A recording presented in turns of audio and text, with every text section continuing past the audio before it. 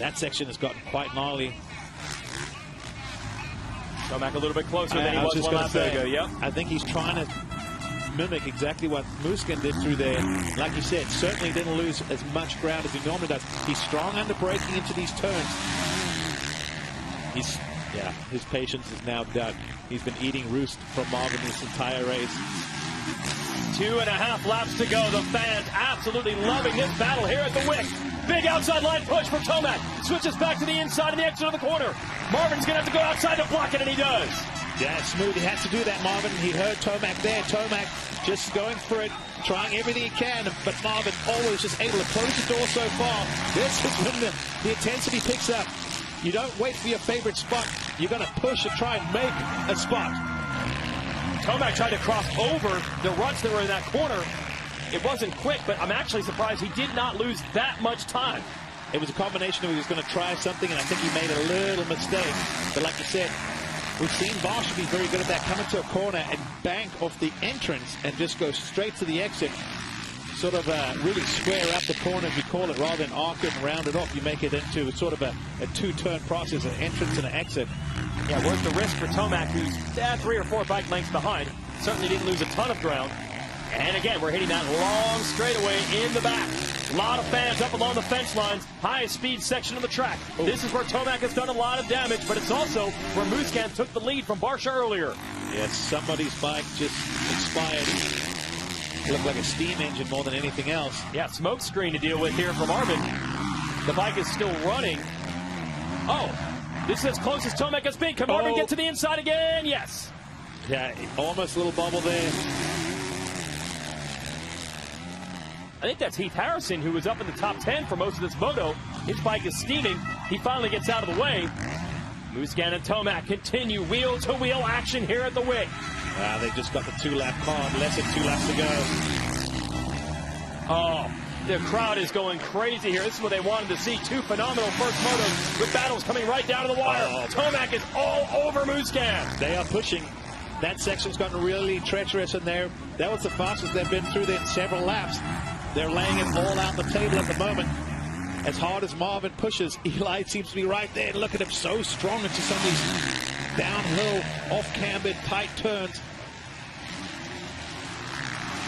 Tomac the wide line into this pit. They're going to jump back into it again.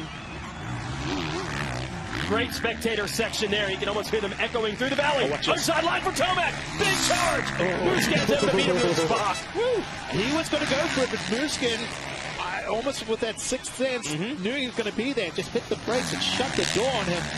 And Eli's probably thinking, man, last time we went to the outside, he ran me there. That time I tried to go to the inside. It seems like no matter what Eli throws at Marvin, he's been able to have an answer to this point. Lap and a half to go. They're flying. These guys are pushing hard. This is just fun to watch. There's really not much to say except 2 masters of the game right now. Tomac doing everything right to try to find running room, and moasquin doing everything right to block it. And it is incredible how much roost Tomac has taken on throughout this race. Oh, yeah, you can tell.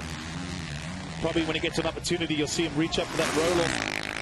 Usually, watch out of this corner, there's a little opportunity out of one of these jumps. Tomac close. He is close. Yep. moasquin airing out the top of that jump. Even had feet off the pegs, trying to get the bike back where he wanted. Big push around the outside from Tomac. He's trying everything. Marvin keeps closing the door. Oh, who's going to get the exit of the corner? Finally, Tomac is able to execute the pass. Man, that was close. moasquin went to go shut the door, but he couldn't because Tomac had pushed his way through. Great race. You see the blue flag. That's like lap of lead move. White flag, last lap. Here we go. And moasquin not giving up. He's giving it everything he has. White flag out, as you mentioned. Trying to get Tomac back. You might as well let it all hang out now. You got to. You're giving it everything you've got. This is a huge mental game. It's also be big for a point swing. Instead of losing 3 for moasquin, gaining 3 at this point of the season, it all makes a huge difference. It's a 6-point swing. But Marvin! Marvin is down. He hits the back of that jump. Little pin down there. How big a lead do they have? He's good. He's got big enough gap. Their pace has just dropped the rest of the field. I see. But the lap before, I just said how gnarly they were through there. Ooh, his bars are bent. So don't take too long getting going, Marvin. Great ride from Eli. Said they were pushing it. That section is very tough, and that time it caught Marvin out. Wow. All right, take us through this, Grant. He just lands, see, just about a foot to the left of where he normally would, and he lands right in the cush instead of next to it. And then it sucks up when your suspension compressor, you see the sort of front end tuck and dig into that sand, and then it just rebounded and threw him off the bike. Not a hard crash, but that was purely pushing through sections where riders are not comfortable going that sort of pace. But, you know, when you're at this level, you don't have a choice. Here, the crowd, they've enjoyed this. They take their hats off to this man right here. Got to take your hat off to Marvin. Between the two of them, they make great racing. The legacy continues to grow here for Eli. Another come-from-behind win, another race that's going to go in the column for him. But as we've been saying all year, was it nearly as easy as it appears? Yeah, he's going to win this moto, but he leads essentially one lap of it. Made the pass as the white flag was coming out. Just a power move around the outside, refused to lift. And then it was cool to see Marvin try to come back on him. moasquin, by the way, is okay. He's still 14 seconds ahead of Varsha, so he's still solid in second. And maybe we get another showdown on Moto2 for the overall.